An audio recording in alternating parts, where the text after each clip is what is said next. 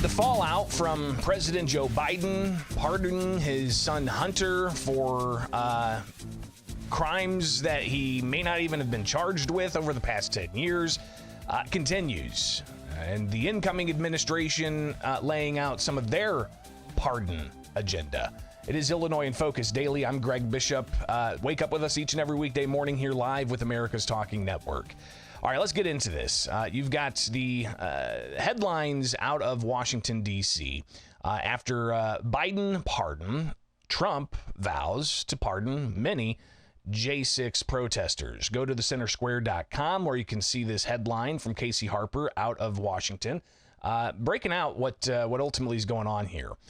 So President Joe Biden's controversial pardon of his son Hunter may give President-elect Donald Trump a blank check to issue his own round of pardons upon taking office. Trump said as much in an interview that aired Sunday on NBC's Meet the Press, where he vowed to pardon a number of people convicted of connections with storming the U.S. Capitol on January 6, 2021, saying he'd look at each case individually. So let's now hear a little bit of what the president had to say about pardoning J6ers.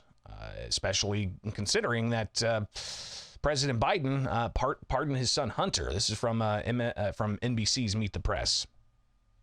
Look at individual cases, yeah. Okay. But I'm going to be acting very quickly. Within your first 100 days, first day? First day. First day. Yeah, I'm looking first day. Issue these pardons. These people have been there, how long is it, 3 or 4 years? Okay. You know, by the way, they've been in there for years.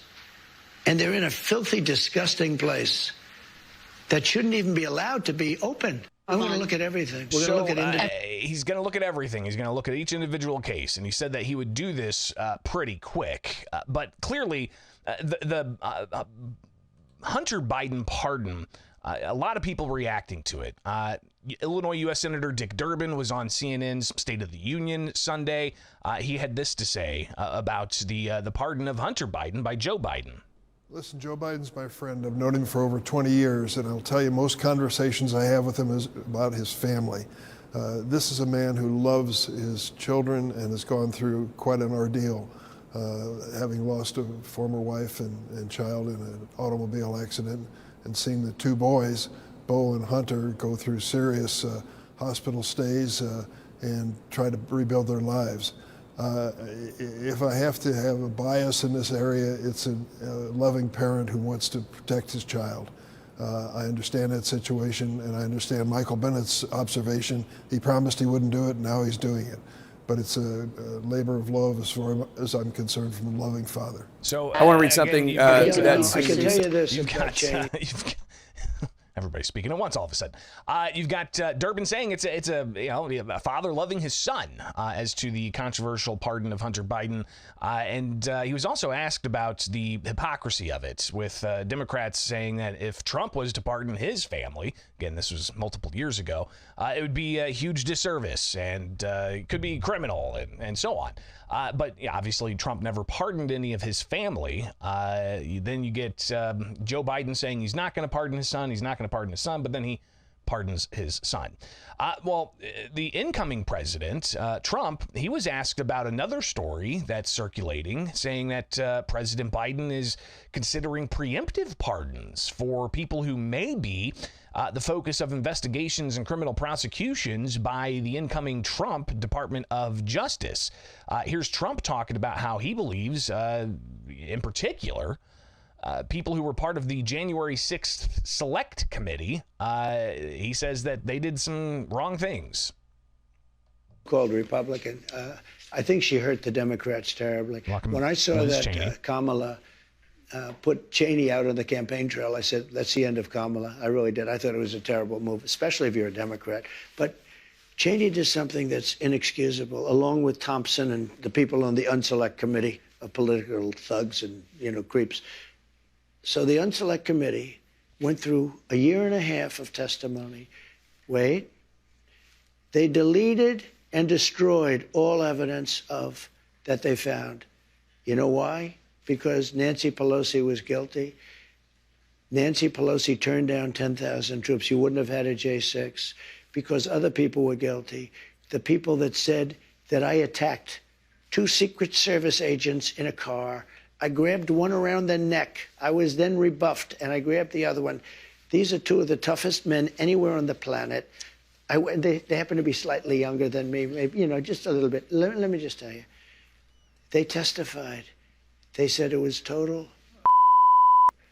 And all of this stuff came out. People lied so badly. Now, listen, this was a committee, a big deal. They lied.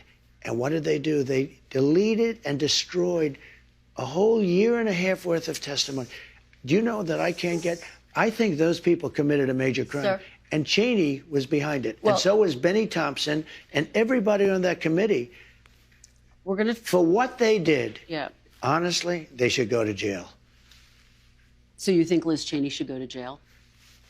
For what they did. Everyone on the committee, you think I think everybody anybody that voted in favor. Are you going to direct your FBI director and your attorney general to send them to jail? And he went on to talk more about the idea of being hands-off, but obviously him making these types of statements raises the ire of the possibility the Department of Justice under the Trump administration may go after the likes of, the January 6th committee for allegedly destroying evidence.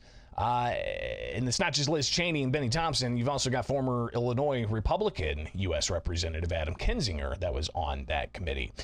To the idea of preemptive pardons for people like the J6 committee or people like Adam Schiff, who was a congressman from California. He's now an incoming Illinois U.S. senator out of California. So he was making the circuit for years talking about Trump being a Russian operative and so on. But clearly, the evidence coming out of the wash didn't indicate that at all. So what about these idea of preemptive pardons for Schiff, the January 6th committee? Dr. Anthony Fauci, for instance. Here's Illinois U.S. Senator Dick Durbin reacting to that. Look at that. And let's hear it here. In 5, 4, 3, 2, 1. In terms of what the president has said and others, of course you take it seriously. But the bottom line is, when we talk about a preemptive pardon, where does it start and where does it stop? When my friend Adam Schiff, who will become senator from California tomorrow, be sworn in, says that he doesn't believe it's necessary, I stand by him. And again, that's Senator So Durbin President Biden on the CNN program State of the Union yesterday, talking about pardons. Something else, too, from yesterday. Durbin was asked, he's up for re-election in 2026. Is he going to be running again? I'll be making an announcement after the first of the year. Do you intend to stay on as the top Democrat in the Senate Judiciary Committee?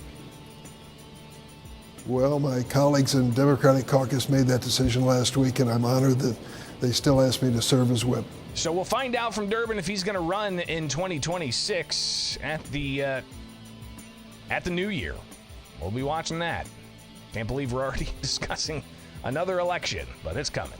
It's Illinois in Focus Daily. Like, subscribe, hit that notification bell. Wake up with us each and every weekday morning here with Illinois in Focus Daily.